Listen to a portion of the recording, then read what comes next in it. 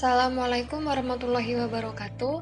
Perkenalkan, nama saya Zakia Fazaroyani. Di sini saya akan mempresentasikan mengenai bank syariah dalam gambaran umum. Gambaran umum bank syariah. Bank syariah merupakan lembaga intermediasi dan penyedia jasa keuangan yang bekerja berdasarkan etika dan sistem nilai Islam.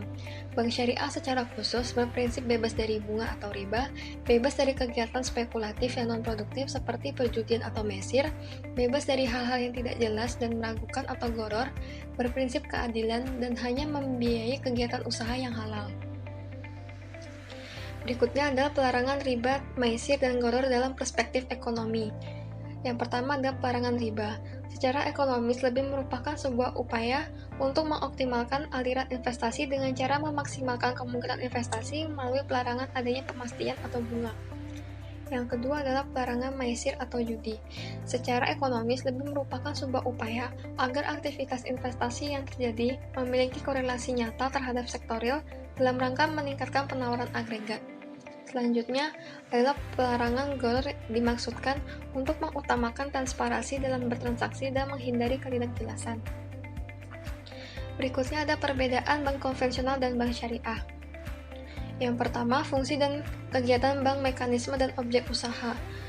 Pada bank konvensional itu termediasi dan jasa keuangan, sedangkan pada bank syariah, intermediasi, manajer investasi, investor, sosial, dan jasa keuangan. Berikutnya ada prinsip dasar operasi. Pada bank konvensional itu tidak anti riba dan tidak anti maisir, sedangkan pada bank syariah itu anti riba dan anti maisir. Berikutnya, prioritas pelayanan. Pada bank konvensional itu bebas nilai, uang sebagai komoditi, dan bunga. Sedangkan pada bank syariah tidak bebas nilai, uang sebagai alat tukar dan bukan komoditi, bagi hasil jual beli serta sewa. Berikutnya ada orientasi. Pada bank konvensional itu lebih berkepentingan pribadi, sedangkan bank syariah itu kepentingan publik. Kemudian pada bentuk, bank konvensional itu keuntungan, sedangkan pada bank syariah itu tujuan sosial ekonomi Islam, selanjutnya keuntungan. Dan terakhir ada investasi. Pada bank konvensional itu terdapat dewan komisaris, sedangkan pada bank syariah, dewan komisaris, dewan pengawas syariah, dan dewan syariah nasional. Fungsi bank syariah. Bank syariah mempunyai dua peran utama, yaitu yang pertama sebagai badan usaha atau tadbir dengan fungsi sebagai manajer investasi dan investor serta jasa pelayanan. Selanjutnya yang kedua sebagai badan sosial atau mal, berfungsi sebagai pengelola dana sosial untuk penghimpun dan penyaluran zakat, infak dan sedekah serta penyaluran qardul hasan atau pinjaman kebajikan. Berikutnya jenis kegiatan usaha. Yaitu yang pertama, penghimpun dana. Dalam menghimpun dana, bank syariah melakukan mobilisasi dan investasi tabungan untuk membangun perekonomian dengan cara yang adil, sehingga keuntungan yang adil dapat dijamin oleh semua pihak.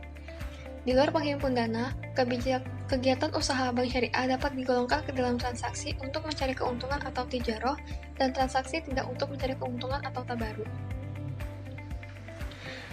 Berikutnya ada penyaluran dana, yang terdiri dari pembiayaan bagi hasil, kemudian dibagi lagi menjadi dua, yaitu mudharabah dan musyarakah. Pada mudharabah, pembiayaan bagi hasil ketika bank sebagai pemilik dana atau modal, biasanya disebut sebagai sahibul mal atau robul mal, menyediakan modal 100% kepada pengusaha sebagai pengelola, biasa disebut sebagai mudharib, untuk melakukan aktivitas produktif. Selanjutnya pada musyarakah, pembiayaan bagi hasil ketika bank sebagai pemilik dana atau modal turut serta sebagai mitra usaha, membiayai investasi usaha pihak lain. Perbedaan utama dari mudharabah dan musyarakah adalah bahwa dalam mudharabah, pemilik dana dalam hal ini bank tidak boleh ikut campur dalam manajemen usaha yang dibiayainya, sementara dalam musyarakah boleh ikut campur di dalamnya. Berikutnya, pembiayaan non bagi hasil. Yang pertama ada murabahah. Pembiayaan ini merupakan bentuk pembiayaan berprinsip jual beli yang pada dasarnya merupakan penjualan dengan keuntungan atau margin tertentu dengan ditambahkan di atas biaya perolehan. Selanjutnya ada salam. Salam merupakan bentuk jual beli dengan pembayaran di muka dan penyerahan barang di kemudian hari, serta disepakati sebelumnya dalam perjanjian. Berikutnya ada istisna. Salah satu bentuk jual beli dengan pemesanan yang mirip dengan salam.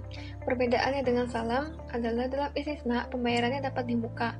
cicil sampai selesai atau di belakang serta istisna biasanya diaplikasikan untuk industri dan barang manufaktur.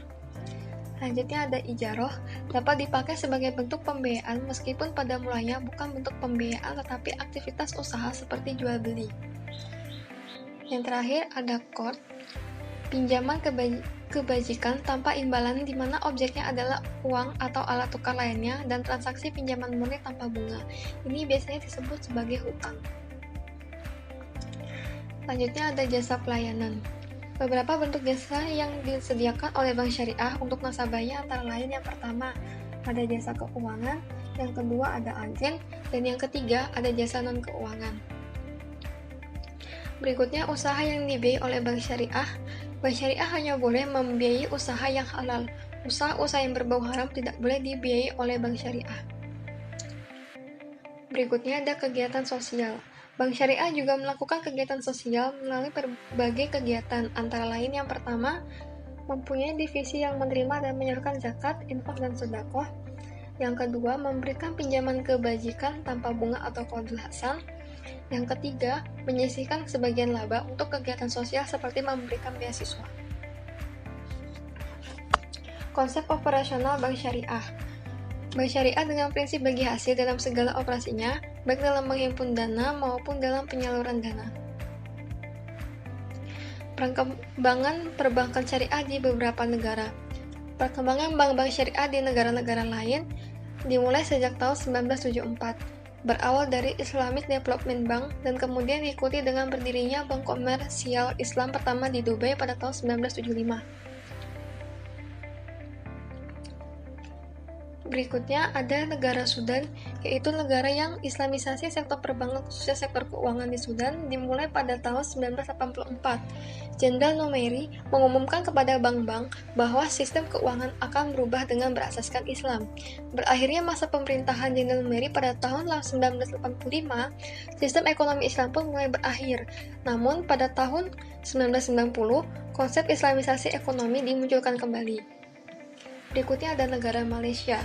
Negara Malaysia merupakan negara yang menjadi pelopor berdirinya bank yang berbasiskan Islam di Asia Tenggara pada tahun 1980.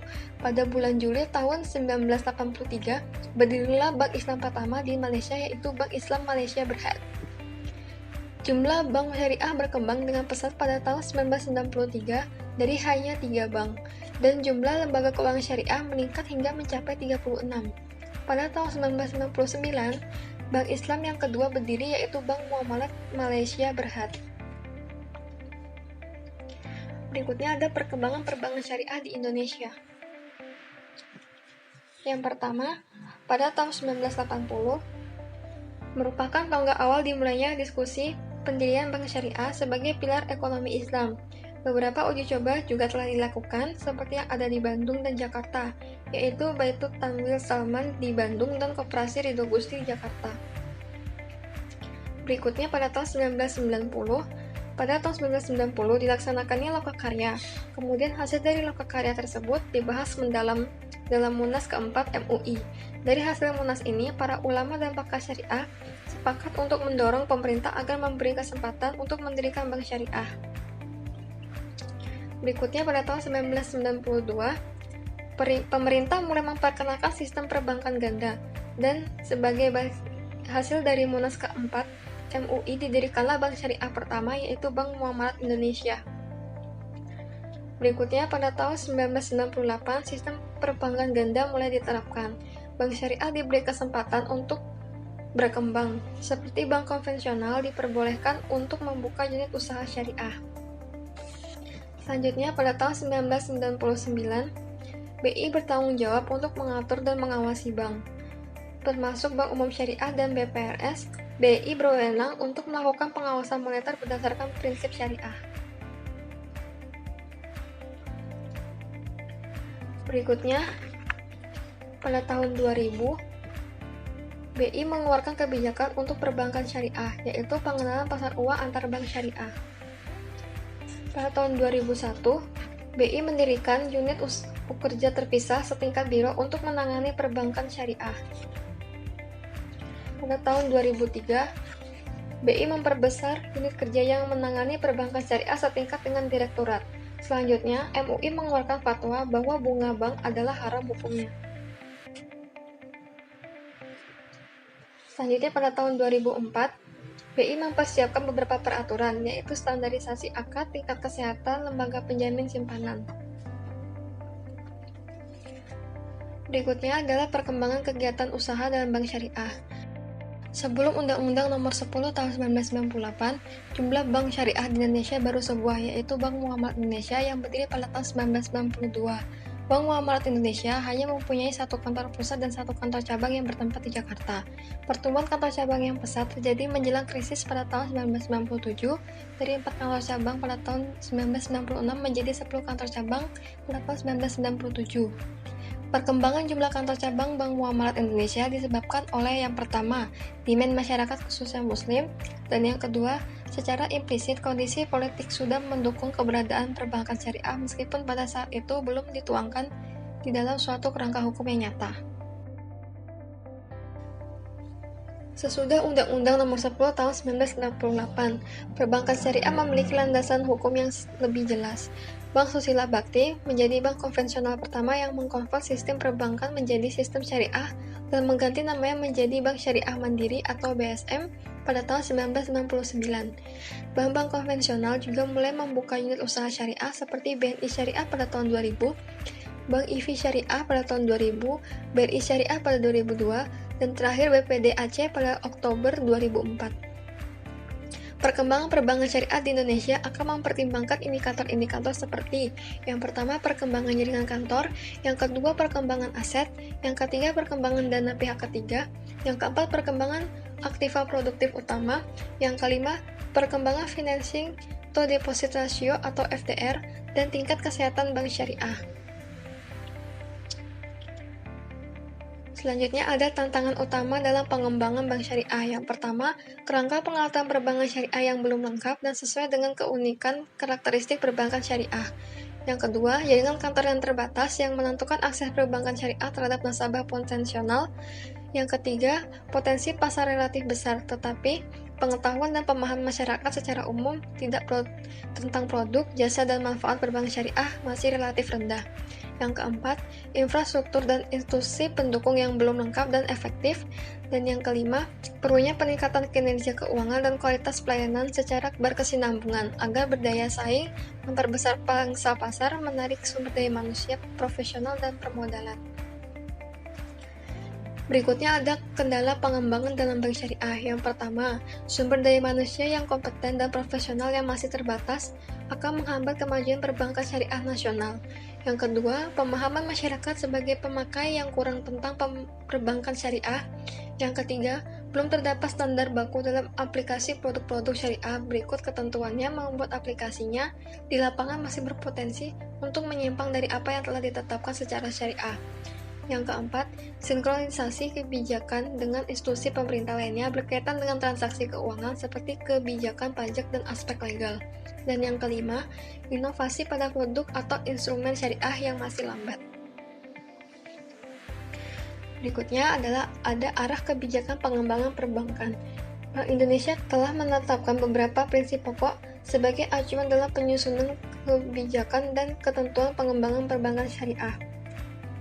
Yang pertama adalah pengembangan jaringan kantor perbankan syariah diserahkan sepenuhnya kepada mekanisme pasar atau market driven. Selanjutnya, pengaturan dan pengembangan perbankan syariah dilaksanakan dengan tidak menerapkan advanced industry argument atau memberikan pelakuan-pelakuan khusus yang membedakan antara bank syariah dan bank konvensional. Selanjutnya, pengembangan bankan syariah baik dari sisi kelembagaan maupun pengaturan dilaksanakan secara bertahap dan berkelanjutan. Dan yang terakhir, pengaturan dan pengembangan perbankan syariah menerapkan prinsip universalitas sesuai dengan nilai dasar Islam, yaitu rahmat bagi sekalian alam. Berikutnya ada kelembagaan perbankan syariah di Indonesia. Perbankan syariah memiliki kelembagaan yang agak berbeda dengan perbankan konvensional. Dalam bank syariah di Indonesia dibagi menjadi 3 kelompok. Yang pertama, bank umum syariah, yang kedua unit usaha syariah, dan yang ketiga bank pengkreditan rakyat syariah.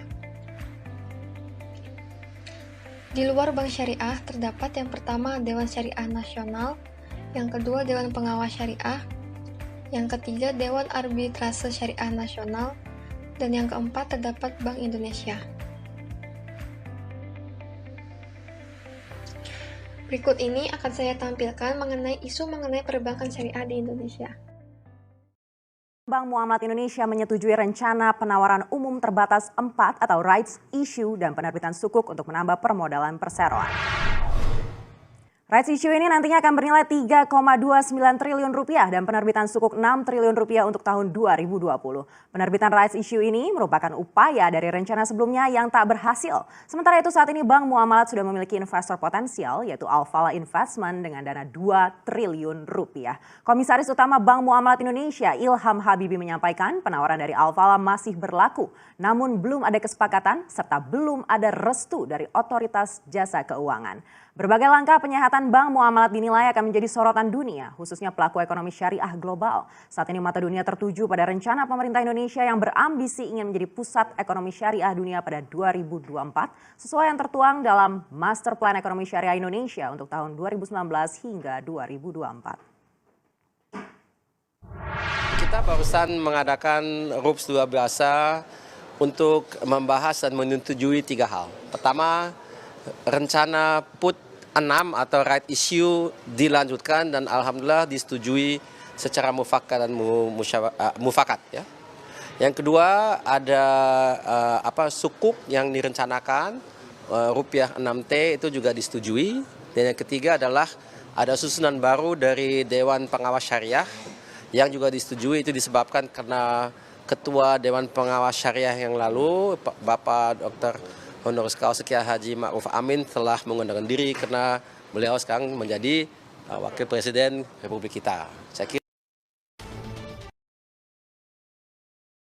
tadi kan ada beberapa poin Pak yang disampaikan untuk bisa berkompetisi begitu ya dengan perbankan konvensional, ada teknologi, kemudian juga ada literasi yang harus diketahui, yang mana yang paling strategis yang harus dilakukan saat ini Pak, karena kan memang yang digenjot terkait juga dengan pangsa pasar kita yang juga cukup besar ini, dan tampaknya juga prospek yang begitu positif terhadap perbankan syariah ini begitu besar begitu, dan kemarin juga kita sempat berbincang juga dengan salah satu perbankan yang ada perbankan syariahnya begitu ya, hasil perolehannya terkait mengenai laba dan lainnya tidak begitu bagus, tidak begitu baik begitu dibandingkan dengan perbankan yang konvensional, Pak Fenja. Ya, kalau saya boleh pilih di antara yang paling strategis itu adalah mungkin peningkatan daripada sumber daya manusia. Ya, ini karena memang banknya masih kecil, mungkin juga di dalam pasar sumber daya manusia dia juga harus bersaing ya dengan mendapatkan talenta-talenta di perbankan, maka ini mungkin menjadi satu isu yang paling strategis, sumber daya manusia. Sisi yang lain adalah karena dia belum bisa memberikan return on equity yang lebih kuat dibandingkan dengan perbankan yang konvensional, maka ada isu mengenai perbankan syariah itu untuk bisa menarik buat investor, buat penambahan modal. Sehingga dengan size yang mungkin sementara ini masih terbatas, modal juga mungkin masih relatif masih terbatas. Pada saat dia bersaing, mungkin dia tidak mendapatkan harga yang terbaik di pasar dana, dan juga tidak bisa mungkin mendapatkan kualitas portfolio yang juga sebaik daripada pesaing-pesaingnya, terutama di 4 bank yang terbesar di Indonesia. Jadi ini kondisi yang sekarang masih dihadapi oleh perbankan syariah. Sekian presentasi yang dapat saya sampaikan. Atas perhatiannya saya ucapkan terima kasih. Assalamualaikum warahmatullahi wabarakatuh.